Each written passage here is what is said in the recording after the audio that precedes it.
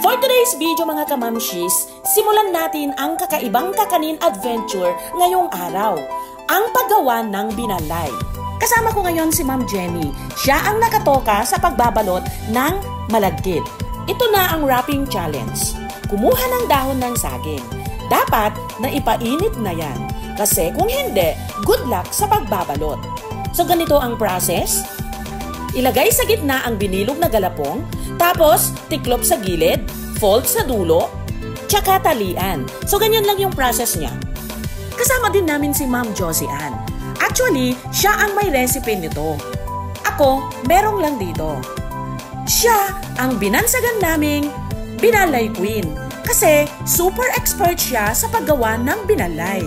Pag tinatanong ko siya kung bakit ang sarap-sarap ng kanyang binalay, ang kanyang sagot ay nilakipan niya daw ng pagmamahal ang kanyang gawa para maging masarap ito.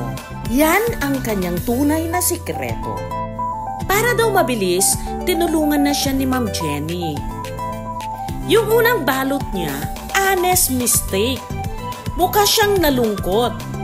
Pero yung pangalawa, medyo bumawi naman. Yung pangatlo, boom! Binalay na yan mga besh! So ayan, nag-enjoy sila sa pagbalot ng binalay. Ako naman, nag-enjoy sa pag-video sa kanila.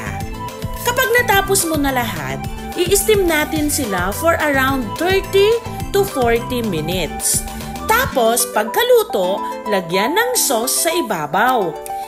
Grabe ang latik drip! Parang dessert ng mga ala-ala. At ayun na! Kung natakam ka at natawa kahit konti, don't forget to like, share, at mag-comment ng Sticky Squad sa ibaba.